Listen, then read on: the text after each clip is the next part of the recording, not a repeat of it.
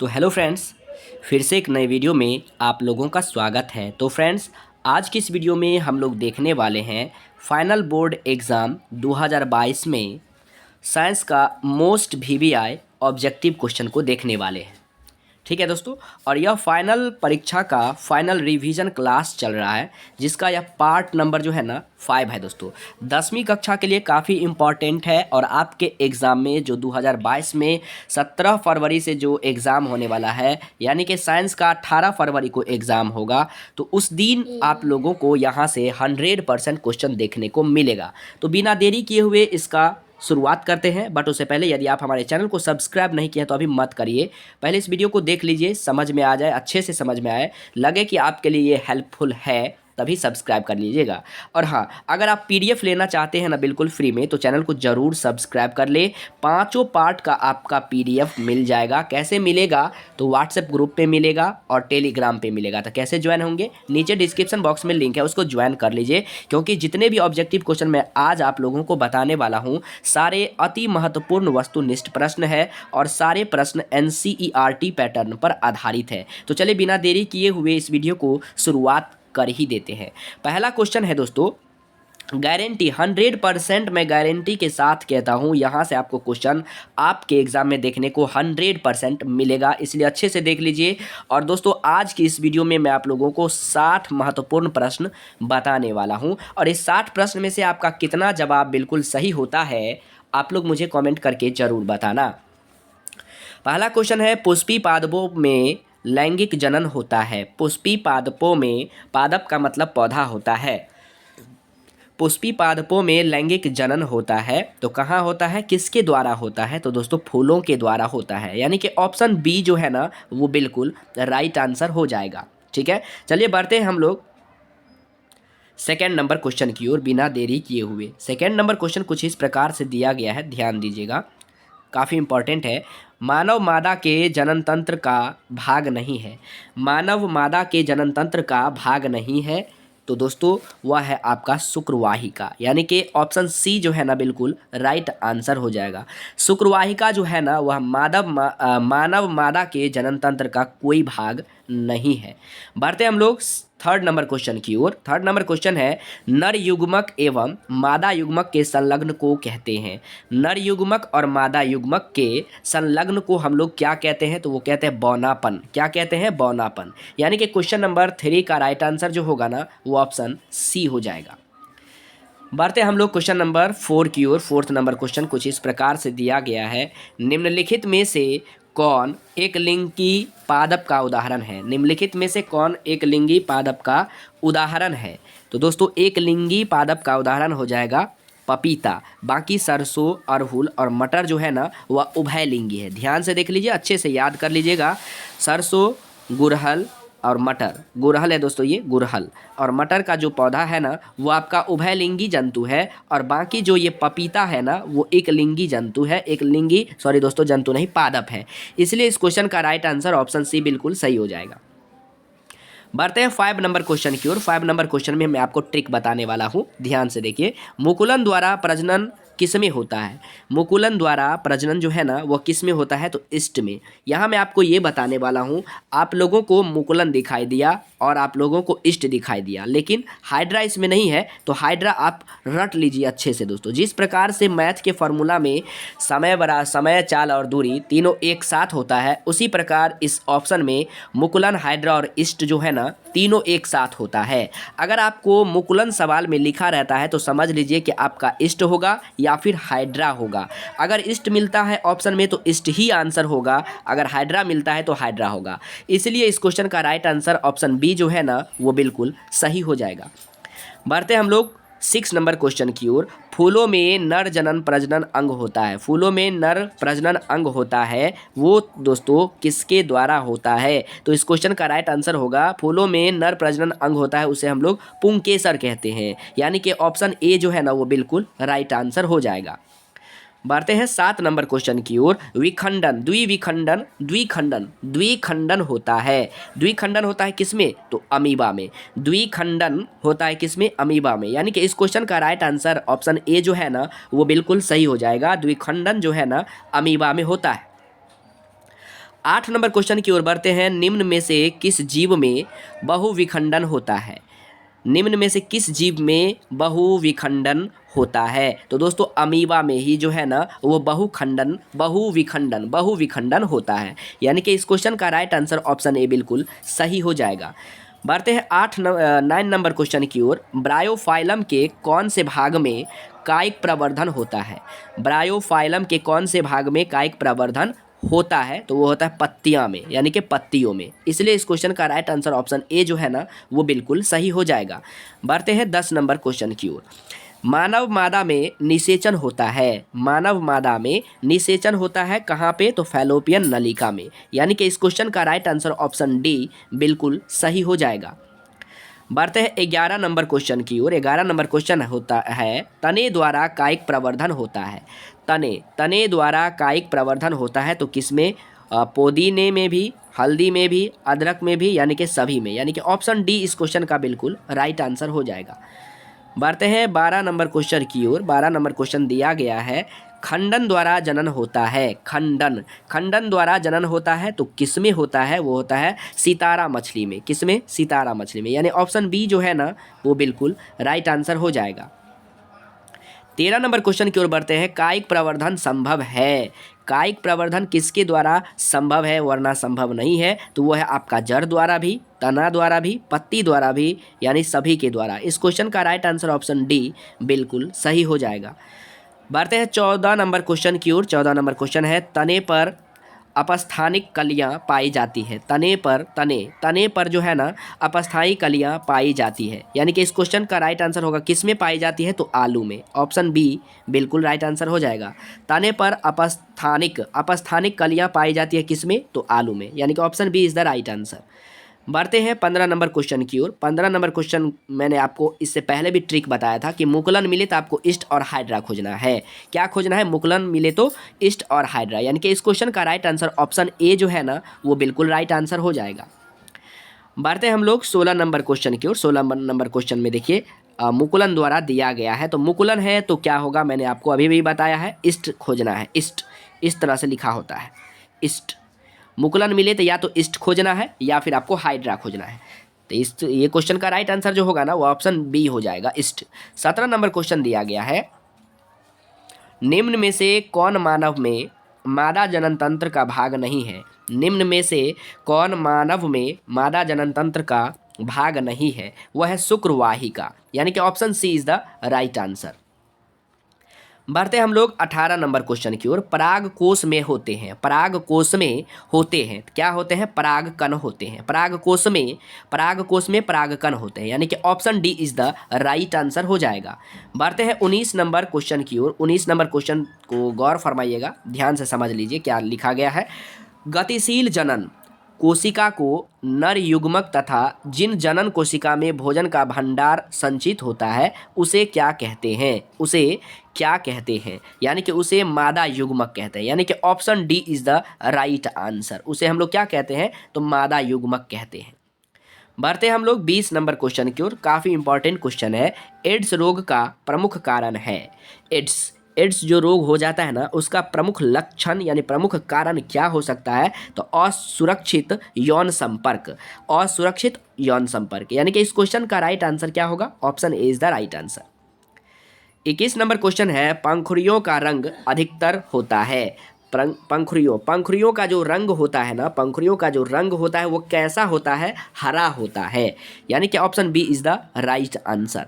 पंखुड़ियों का रंग कैसा होता है? हरा होता है। बढ़ते हैं हम लोग 22 नंबर क्वेश्चन की ओर। फूलों का कौन सा भाग फल में बदलता है? फूलों का कौन सा भाग फल में बदलता है? तो अंडाशय। उसका नाम है अंडाशय, जो फूल का एक भाग होता है और वह फल में बदल जाता है। इसलिए इस क्वेश्चन का राइट आंसर जो होगा ऑप्शन सी हो जाएगा। 23 नंबर क्वेश्चन है भ्रूण के जिस भाग से तना पत्ती बनती है, भ्रूण के जिस भाग से तना पत्ती बनती है उसे हम लोग क्या कहते हैं? तो उसे हम लोग प्रांकुर कहते हैं। भ्रूण के जिस भाग से तना पत्तियां बनती है उसे हम लोग प्रांकुर कहते हैं। क्या कहते हैं? प्रांकुर। यानी कि ऑप्शन बी हमारा राइट आंसर हो जाएगा। 24 नंबर क्वेश्चन है दोस्तों, एकल जीवों में प्रजनन की विधि है। एकल एकल जीवों में प्रजनन की विधि है खंडन भी, विखंडन भी, बीजाणु समांग भी, समासंग भी, और ये सभी हो जाएगा। यानी कि ऑप्शन डी जो है ना वो बिल्कुल राइट आंसर हो जाएगा। ठीक है दोस्तों, बढ़ते हैं 25 नंबर क्वेश्चन की ओर। लैंगिक जनन में आवश्यकता होती है। लैंगिक जनन में क्या आवश्यकता होती है? तो नर एवं स्त्री जननांग दोनों होती है। लैंगिक जनन में क्या आवश्यकता होती है? तो नर एवं स्त्री जननांग दोनों होते हैं। यानी कि ऑप्शन सी जो है ना वो बिल्कुल राइट आंसर हो जाएगा। बढ़ते हैं 26 नंबर क्वेश्चन की ओर। पुंकेसर पुष्प का कौन सा जननांग है? पुंकेसर पुंकेसर जो होता है पुष्प का वह कौन सा जननांग है? कई बार पूछ देता है दोस्तों पुष्प के बारे में, तो उसमें याद रखिएगा पुंकेसर। लेकिन यहाँ पूछा जा रहा है कि पुंकेसर जो है ना, पुंकेसर पुष्प का कौन सा जननांग है? तो मैं आपको बता दूं, पुंकेसर जो है ना पुष्प का नर जननांग है। क्या है? नर जननांग। यानी कि ऑप्शन ए हमारा बिल्कुल राइट आंसर हो जाएगा। पुंकेसर पुष्प का नर जननांग है। बढ़ते हैं 27 नंबर क्वेश्चन की ओर। स्त्रियों में यौवना आरंभ के लक्षण है। स्त्रियों में यौवना आरंभ यानी यौवन का जो शुरुआत होता है ना उसके प्रमुख लक्षण क्या होते हैं स्त्रियों में अक्सर? तो मैं आपको बता दूं, दाढ़ी, सॉरी दोस्तों यहाँ स्त्री नहीं है, पुरुष है। तो दाढ़ी एवं मूंछ का उगना, यौवना आरंभ में ये सब लक्षण है उनका। कंठ का फूटना, मांसपेशियों में उभार आ जाना। यानी कि ऑप्शन डी जो है ना वो बिल्कुल राइट आंसर हो जाएगा। ये सभी आंसर हो जाएगा। पुरुषों में यौवना आरंभ के लक्षण है ये सभी। सेम टू सेम है। देखिए यहाँ क्वेश्चन, स्त्रियों में यौवना आरंभ के क्या लक्षण है? स्त्रियों में तो स्तनों की वृद्धि, नितंबों का उभरना, रजोधर्म का प्रारंभ हो जाना। यानी कि इस क्वेश्चन का भी जो राइट आंसर हो जाएगा ना वह हो जाएगा option D is the right answer. Option D is the right answer. Very very important question है, दोनों को ध्यान से देख लीजिएगा। 29 नंबर क्वेश्चन दिया गया है, मनुष्यों में नर जननांग निम्नलिखित में से कौन है? मनुष्यों में नर जननांग निम्नलिखित में से कौन है? तो वो है दोस्तों वृषण भी, शुक्रवाहिका, मूत्रमार्ग। यानी कि ये सभी। इस क्वेश्चन का भी राइट आंसर ऑप्शन डी बिल्कुल सही हो जाएगा। बढ़ते हैं 30 नंबर क्वेश्चन की ओर। शुक्राणुओं का मोचन कहाँ होता है? शुक्राणुओं का जो मोचन होता है ना वो होता है शुक्रवाहिका में। कहाँ होता है? शुक्रवाहिका में। शुक्राणुओं का जो मोचन होता है वो होता है शुक्रवाहिका में। यानी कि ऑप्शन बी हमारा राइट आंसर हो जाएगा। ठीक है दोस्तों, बढ़ते हैं 31 नंबर क्वेश्चन की ओर। 31 नंबर क्वेश्चन दिया गया है, ध्यान से गौर फरमाइएगा। 31 नंबर जो क्वेश्चन है ना वह स्त्रियों में अंडाशय की संख्या कितनी होती है? स्त्रियों में अंडाशय की जो संख्या होती है ना वो कितनी? तो 2 होती है। स्त्रियों में अंडाशय की संख्या 2 होती है। इसलिए इस क्वेश्चन का राइट आंसर ऑप्शन बी बिल्कुल सही हो जाएगा। मनुष्यों में निषेचन के फलस्वरूप बनता है। मनुष्यों में निषेचन के फलस्वरूप बनता है वो होता है युग्मनज। यानी क्या बनता है? युग्मनज। ऑप्शन सी हमारा राइट आंसर हो जाएगा। 33 नंबर क्वेश्चन दिया गया है, वृषण में बने शुक्राणु संचित होते हैं। वृषण में बने शुक्राणु संचित होते हैं। इसका राइट आंसर होगा कहाँ पे संचित होते हैं? तो अधिवृषण में। यानी कि ऑप्शन बी हमारा राइट आंसर हो जाएगा। वृषण में बने शुक्राणु संचित होते हैं कहाँ पे? तो अधिवृषण में। कहाँ पे? अधिवृषण में। ऑप्शन बी हमारा राइट आंसर हो जाएगा। बढ़ते 34 नंबर क्वेश्चन की ओर। वैसे परिवर्तन जो जीवों के नियंत्रण से बाहर होते हैं कहलाते हैं। वैसे परिवर्तन जो जीवों के नियंत्रण से बाहर होते हैं उसे निकेत कहते हैं। देख लीजिए दोस्तों, बहुत ही इंपॉर्टेंट क्वेश्चन है, आउट ऑफ सिलेबस का क्वेश्चन है, लेकिन एनसीईआरटी पैटर्न पर सारे क्वेश्चन पूछे गए हैं। आपको नहीं मिला होगा कि वैसा परिवर्तन जो जीवों के नियंत्रण से बाहर होते हैं उसे निकेत कहते हैं। निकेत। ऑप्शन सी हमारा राइट आंसर हो जाएगा। 35 नंबर क्वेश्चन है, एक लिंगी पुष्प का उदाहरण है। तो इसका राइट आंसर हो जाएगा option A is the right answer 35 number question का। बाकी सारे क्वेश्चन जो है ना उभयलिंगी है। सारे क्वेश्चन नहीं, बी और सी ऑप्शन क्या है? उभयलिंगी है। और एक लिंगी पुष्प का उदाहरण पूछ रहा है तो पपीता। ऑप्शन ए हमारा राइट आंसर हो जाएगा।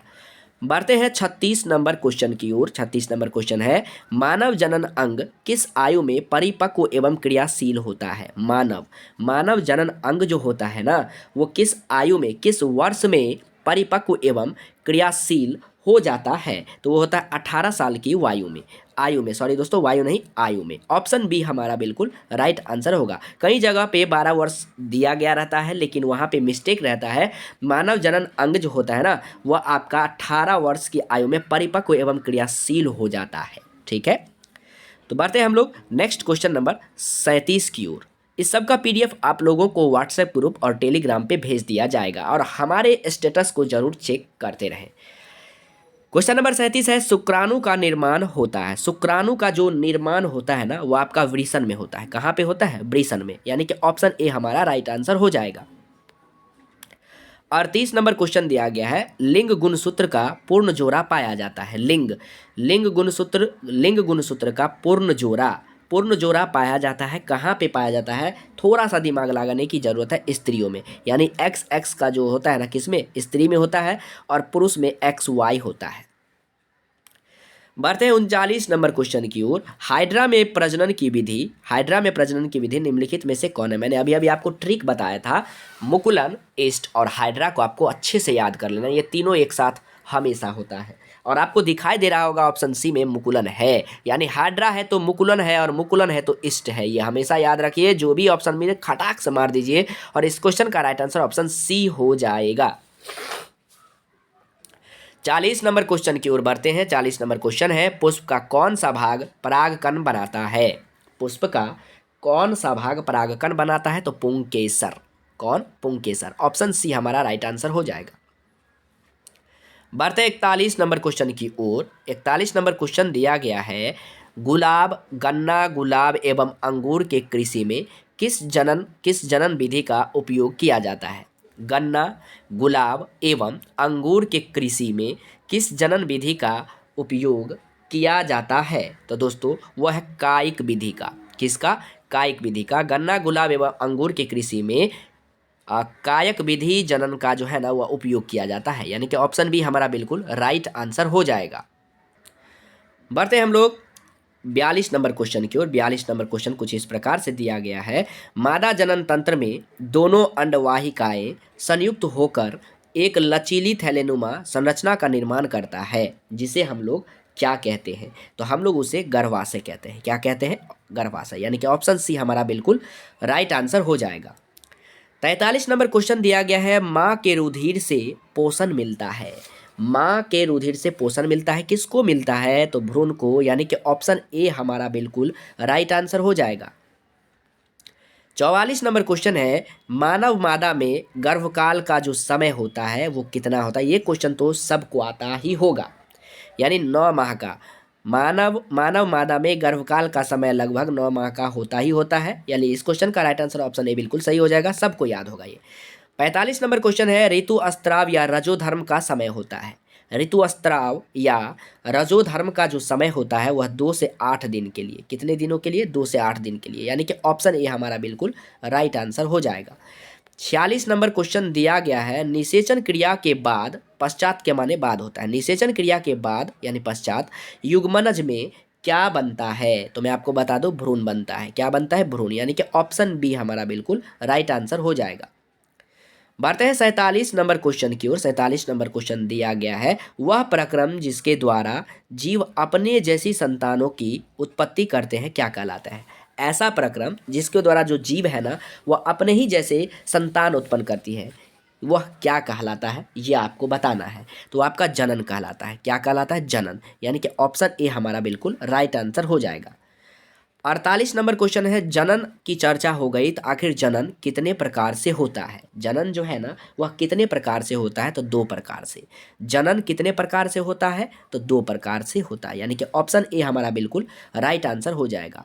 49 नंबर क्वेश्चन है, इनमें कौन अलैंगिक जनन की विधि है? इनमें कौन अलैंगिक जनन की विधि है? तो विखंडन भी है, मुकुलन भी है, बीजाणु जनन भी है, और इसका राइट आंसर सभी हो जाएगा, यानी कि ऑप्शन डी हमारा बिल्कुल राइट आंसर हो जाएगा। 50 नंबर क्वेश्चन है कुछ इस प्रकार से, किस प्रकार के जनन में जनक के शरीर से कलिका निकलती है? किस प्रकार के जनन में जनक के शरीर से कलिका निकलती है। क्या निकलती है? कलिका निकलती है। तो किस में? तो वो है मुकुलन में, यानी कि ऑप्शन ए हमारा बिल्कुल राइट आंसर हो जाएगा। मुकुलन याद है तो ईस्ट भी याद रखिए, हाइड्रा भी याद रखिए। बढ़ते हैं 51 क्वेश्चन नंबर की ओर, यानी कि 51 नंबर क्वेश्चन की ओर। पराग कोश में पाए जाते हैं, पराग कोश में पाए जाते हैं, तो क्या पाए जाते हैं यही आपको बताना है, वह है परागकण, यानी कि ऑप्शन सी हमारा बिल्कुल राइट आंसर हो जाएगा।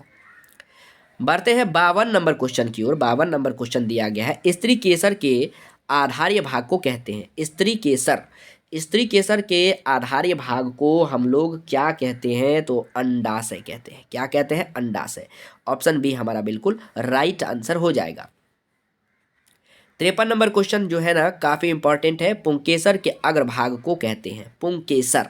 पुंकेसर के अग्रभाग को हम लोग परागकोश कहते हैं, यानी कि ऑप्शन बी हमारा बिल्कुल राइट आंसर हो जाएगा।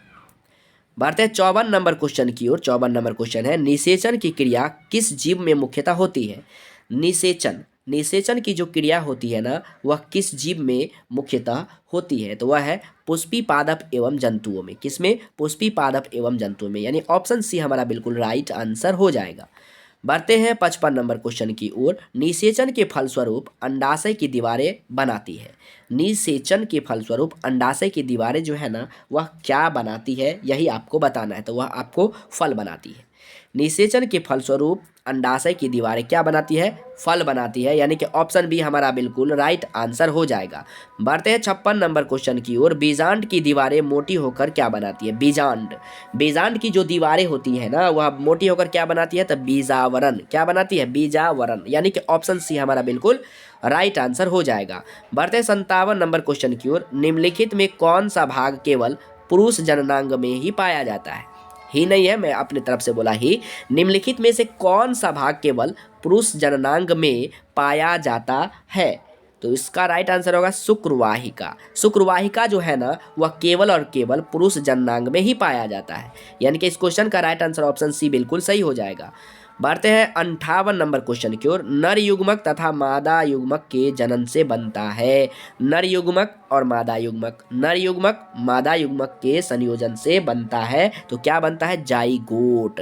नर युग्मक मादा युग्मक, अच्छे से याद कर लीजिए, रिपीटेड क्वेश्चन को कर लीजिए, क्योंकि यही आपका एग्जाम में 100% ये क्वेश्चन आएगा ही आएगा, इसलिए अच्छे से कवर कर लीजिए।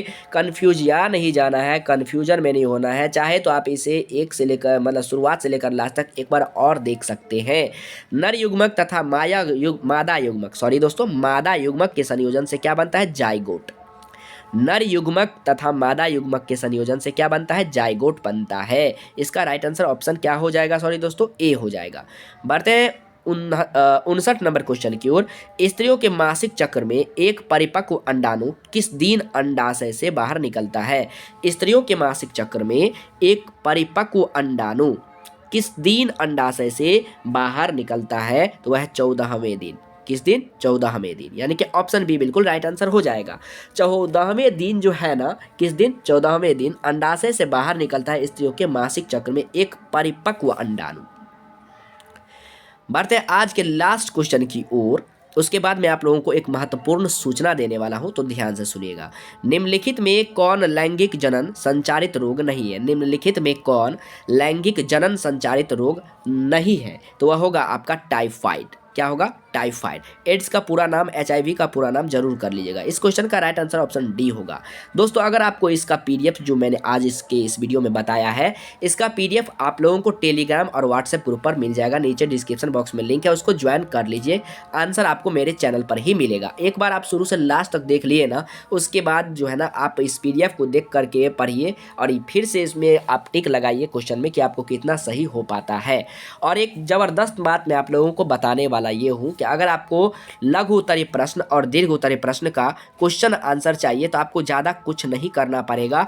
PDF लेने के लिए नीचे डिस्क्रिप्शन बॉक्स में जाना है, टेलीग्राम व्हाट्सएप ग्रुप को ज्वाइन कर लेना है। आप चाहे तो हमें इंस्टाग्राम पे भी फॉलो कर सकते हैं। मेरा इंस्टाग्राम ID है सूरज कुमार दी बेस्ट। ठीक है दोस्तों, अब मैं आप लोगों को बताता हूँ कि लघु उत्तरीय प्रश्न और दीर्घ उत्तरीय प्रश्न।